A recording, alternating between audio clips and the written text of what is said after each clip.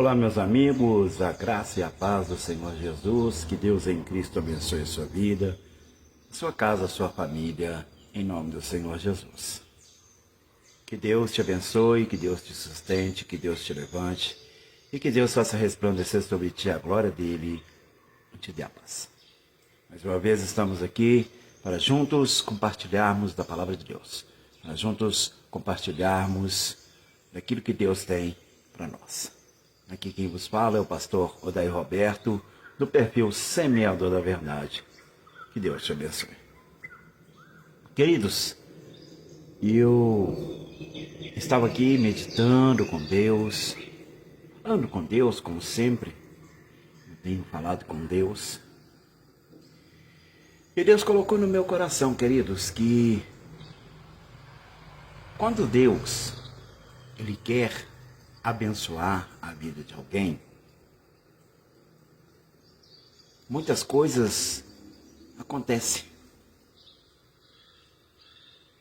Nós sabemos que nós vivemos no mundo físico, sim, vivemos no mundo físico, mas também nós temos o mundo espiritual.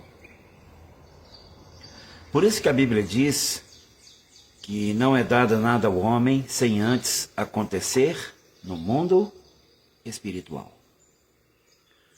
No mundo espiritual tem que acontecer primeiro.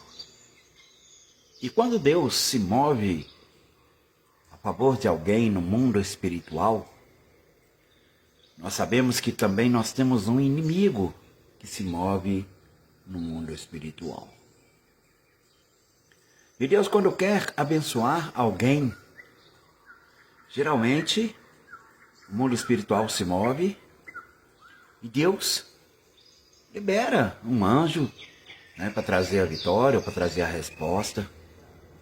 Tanto é que nós temos um clássico na palavra de Deus, que Daniel estava orando a Deus 21 dias, e o anjo do Senhor foi impedido de chegar até Daniel com a resposta pelo príncipe da Pérsia. E Deus teve que liberar outros anjos para poder ajudar aquele anjo e trazer a resposta ao qual Daniel estava precisando. Queridos, nós temos que entender uma coisa. E quando as coisas elas começam a ficar estranhas, é porque Deus está movendo e o inimigo também está movendo. Só que o inimigo ele move lutando para impedir aquilo que Deus quer realizar. Mas a gente não precisa ficar com medo, a gente não precisa ficar preocupado, porque nós sabemos que o Todo-Poderoso é o Senhor. Queridos, o que eu quero dizer com essa mensagem? Deus, Ele tem os meios de abençoar alguém. Ele tem os meios de fazer as coisas chegar até as pessoas. Inclusive, Ele às vezes usa outras pessoas para que as coisas cheguem nas mãos de outras pessoas. E o inimigo também, vendo isso, começa a fomentar conversas, fofocas, mentiras. Começa aquele burburinho, aquele disse-me-disse. Então, queridos, o que eu quero dizer com isso tudo? Eu quero dizer uma coisa, que se as pessoas começarem a se afastar de você, não se preocupe. Não se preocupe, porque é um mover de Deus, é um agir de Deus. Mas como assim é um agir de Deus? Quando Deus Ele quer abençoar alguém e o inimigo se levanta, queridos, o inimigo se levanta, às vezes ele acha que vai impedir o que Deus tem para mim e para você. É mesmo. Às vezes o inimigo se levanta achando que pode impedir aquilo que Deus tem para mim e para você.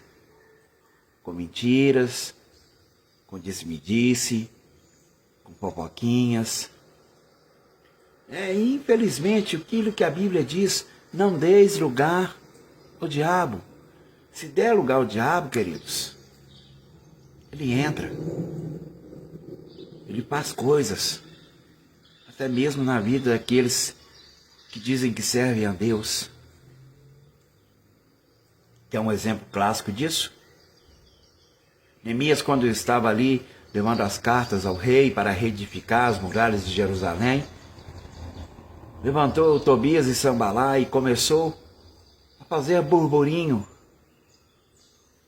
Começou a fomentar conversas para desanimar o povo por não acreditar em Neemias.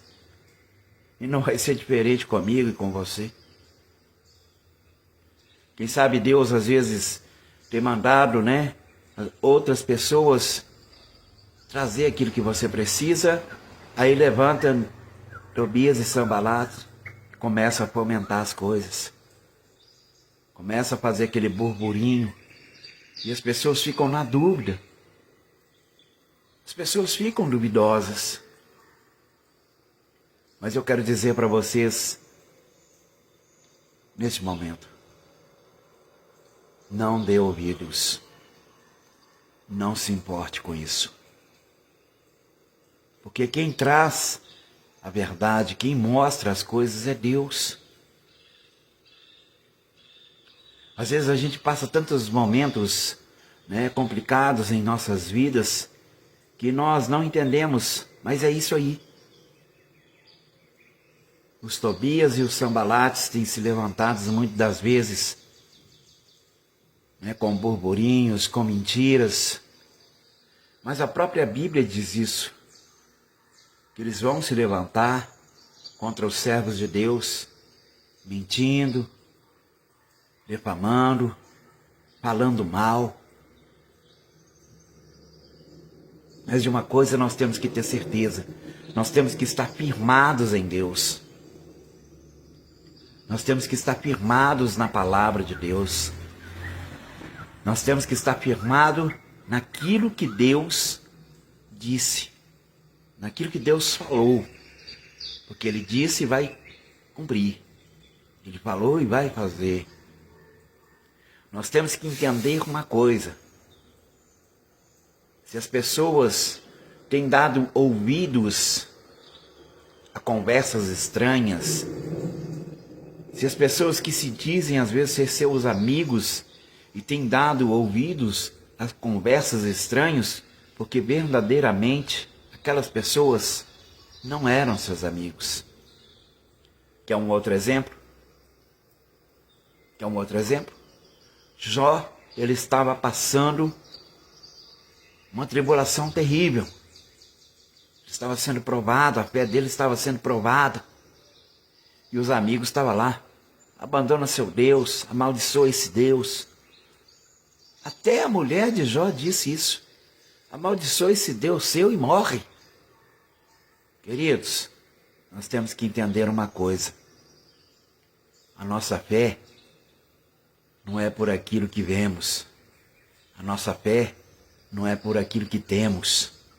A nossa fé não é pelas bênçãos que recebemos.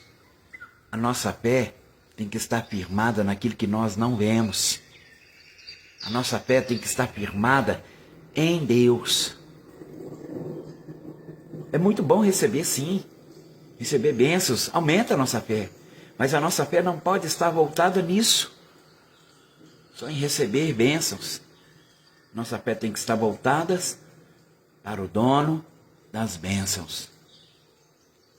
A nossa fé tem que estar firmada no dono das bênçãos. Naquele que pode fazer alguma coisa por nós. Naquele que pode verdadeiramente nos abençoar. E se as pessoas têm dado crédito a Tobias e Sambalate, é porque elas não eram seus amigos. É porque elas não queriam ver o seu bem. Então, queridos, nós temos que entender uma coisa. Nós temos que entender uma coisa. A caminhada com Cristo, queridos, a caminhada com Deus não é fácil. Continue caminhando.